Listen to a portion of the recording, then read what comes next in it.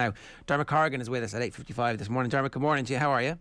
Hey, Ger, how's it going? Yeah, Well, good here. We wanted to talk to you about the situation at Barcelona at the moment, because we're watching the collapse of an empire, and you've got a front row seat for it. So what is the actual sense in Spain about how low this is going to get before they start to kind of make some sort of a comeback? Yeah, people around Barcelona, people around Barcelona are very worried and very scared at the minute about what's coming down the line, or what the situation is at the minute. Like, everybody kind of knew that Barca were in trouble. You know, the president had to resign last year. Laporta came in with a lot of optimism, but they've kind of hit the wall. Since Messi left in this summer, the team, there's just nobody in the team anymore who can play to the level that Barcelona fans want. And at the minute, there's a lot of people pointing fingers at each other. Koeman is saying, well, it's not my fault, I don't have the players anymore. Some of the players aren't happy with the tactics that the team are playing under Koeman.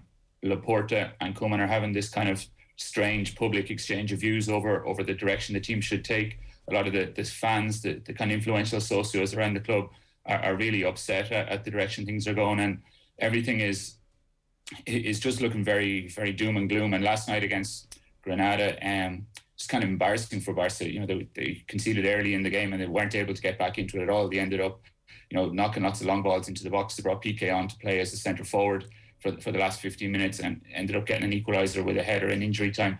But that's not how Barca are supposed to go about things. That's not how Barca fans see themselves at all. And afterwards there was a lot of recriminations. Koeman was defending himself in the press conference. The mood is just not good. It's like they made some Faustian pact with the devil, where it was like, we will see the greatest football that has ever existed for a short period of time, then after that we'll pay. But now the reckoning is coming, and it turns out that you've got to pay a very severe price. And I don't know, I guess it'll always be worth it, and that they saw some of the greatest football that we've ever seen. But I don't think anybody thought it was going to get as bad as it is now. And the trouble is that this isn't really the bottom, is it? There's a strong possibility that this team won't finish in the top four. Yeah, like, in a way, they wasted what they had. They had such a great team. And, for Xavi and Iniesta and Messi and everybody to come along at the same time is great fortune. You can't expect that to happen all the time. But they had everything set up. They had the best production of young players in the world. They had a team that everybody wanted to join. All the other top players around the world wanted to join. They had loads of money. They were making lots of money based off the success that they had. And they just squandered everything. Young players haven't, over the last decade or so, no young player really has come through. They kind of lost faith in their La Masia academy. They squandered loads of money on players. Like Griezmann, they spent 120 million on. Then they loaned him back to Atletico last summer. Coutinho came on last night for his first start in about a year. He was pretty awful. Dembele, they spent another 100 million on as well. He's been injured again. He's always injured. And there's players like Luke de Jong, who they signed, a striker who was Sevilla backup striker, who they signed at the last minute in the window. And Barca fans are going like, this isn't our club, this isn't our team. But it is the reality at the minute. And as you say, like, they are, instead of like fighting to win the Champions League this season, the fight is now to try and get back into it next year. And the way things are going at the minute, you wouldn't bet on them. Dermot, are Barcelona fans, like, I don't know how patient fans in Spain are compared to fans in England or even in Ireland here. Like, to look around the Nou Camp last night and see the empty seats, and I know there's still, I think, a cap on maybe 30,000 fans allowed in stadiums, but there was still 3,000 or 4,000 less than that in the Nou Camp last night. For a stadium like that, the size of it, to see as many empty seats was quite disarming. I mean, are Barcelona fans just not showing up at the moment, or what's the attitude?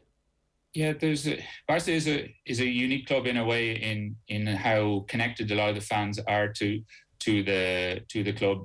Because so many of them are members of the club as well. The socios, a lot of them live around the area and go to the games. A lot of the kind of the most, I call them senior socios, but the people who've been there all the way through are there. And I wasn't there last night, but I was at the Bayern game last week. And again, it was Bayern were coming, but they didn't sell out even within the limitations from COVID. A lot of seats were still left empty.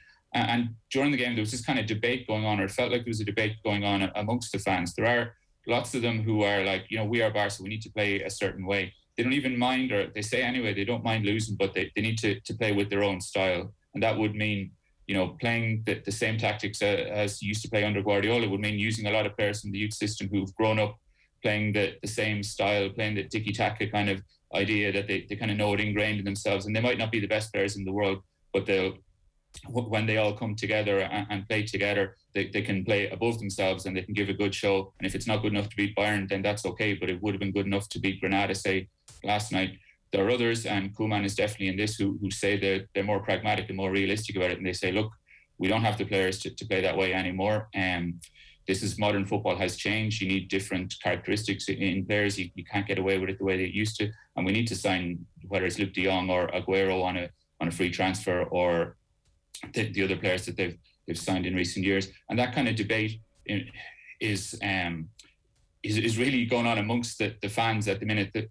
On both sides are very kind of, they get very emotional about it. They get very committed to the debate. It gets very kind of difficult and strained. And then the team have to try and play within that atmosphere. Koeman isn't dealing with it very well. He's coming out looking very upset. Laporta, the president, is, very charismatic guy, or we know him as a very charismatic guy, but he's kind of struggling at the minute. It doesn't look like he has a plan to move forward. And, it's just a kind of depressing situation for a lot of Barca fans at the minute.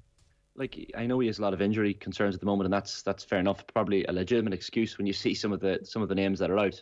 And he's been a bit unlucky, Koeman, in that regard. But is he a bit reluctant to play young players? Like, is there a Mourinho-esque kind of feel? I know there's kind of rumours in Spanish newspapers that he's almost being instructed to play some of these La Masia graduates, and kind of reluctant to do it. Like, is that something that has followed Koeman around a bit, that he's maybe a little bit more reluctant to play some of the Barcelona youngsters than maybe perhaps some other managers would be?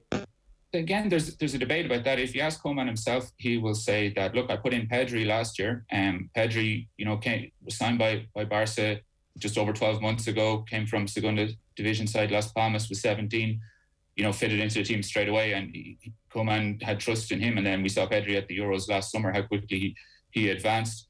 Last night he gave a La Liga debut to a 17-year-old left back, Balde, who looks a good player. He brought on Gavi, another 17-year-old. He says, look, I am showing faith in these young players.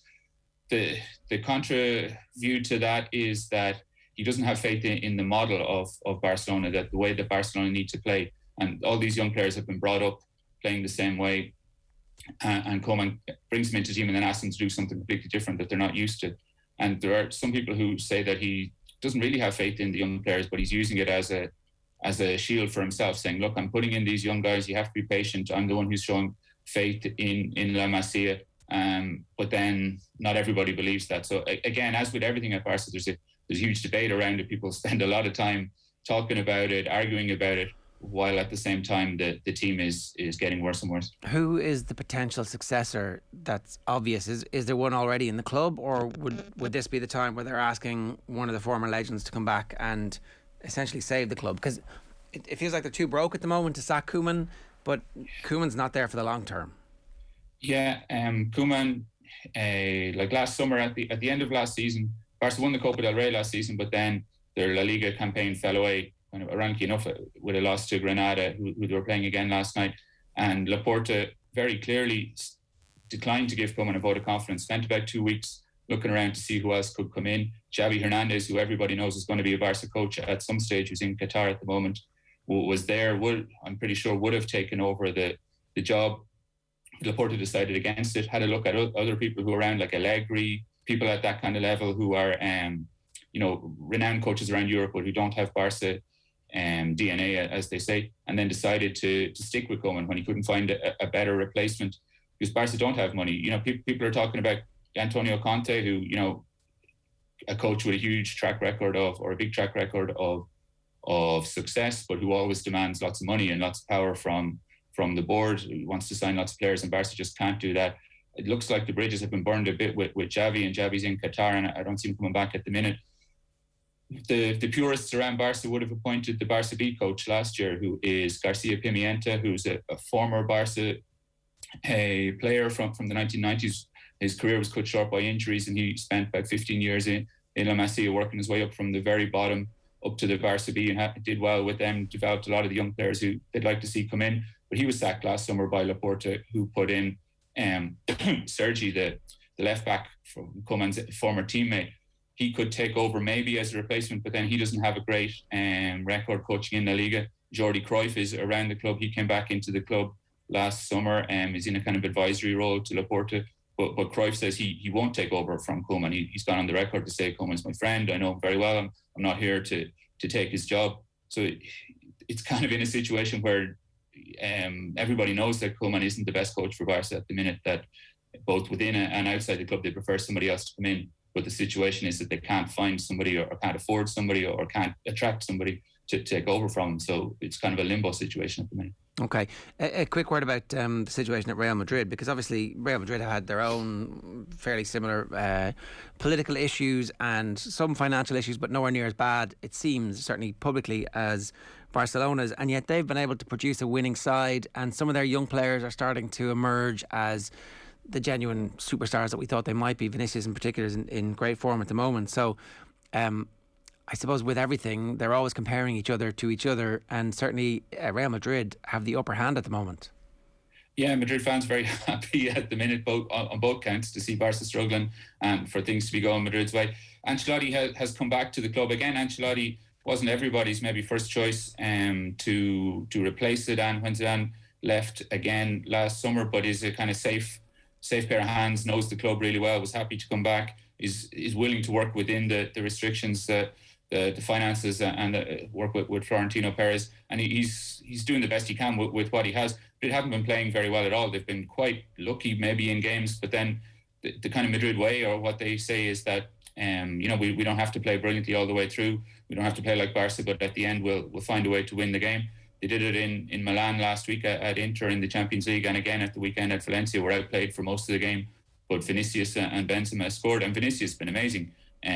5 goals in 5 games this season after 5 goals in 59 games leading up to that, which is, we'll have to see whether that run can continue. But again, it's Ancelotti. He's able to relax people, to give confidence, to get them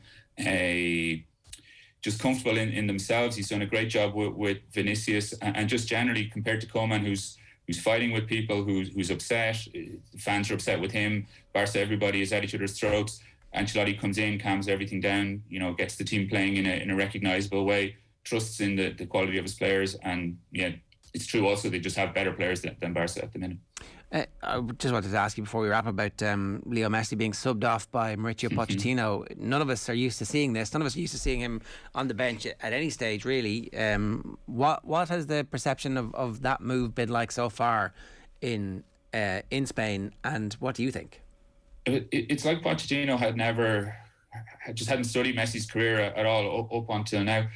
Former Barca coaches, all of them learned very, very quickly that you have to play Messi whenever he wants to play. Even Pep Guardiola, Luis Enrique, guys who won Champions Leagues with Messi at certain times, learned what happens if you leave him out of the team, even if it seems to be for his own good, to avoid injury or because he's tired or whatever, or just needs a rest. Messi always just needed to play. It was surprising to see Pochettino do it. I guess maybe Pochettino feels that he needs to keep everybody happy in the squad, or maybe motivate Messi or whatever. But it's a dangerous way to go down. It's hasn't worked out well for any Barca coach who tried to do it in the past. And I imagine, just from looking at the images of Messi's face and just what went on there, that it's going to be a tricky one for Pochettino to manage in the future. It seems like it's a pissing contest, and the world global superstar, who's the greatest footballer of all time, I would suspect will tend to win those. Yeah, that's what has always happened at Barcelona. There were many within Barcelona who wondered if Messi, just because of exactly what we're talking about here, if it was maybe better for him not to be there anymore, considering the work that they need to do, that there's always so much that comes with having Messi around.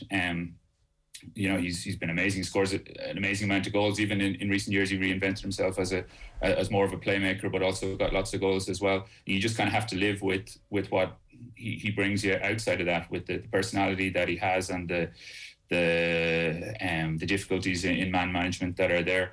Barca, there were people, and there are still people who wonder whether everything was stage managed last summer in order to move him out without it rebounding too badly on Laporta or on Koeman.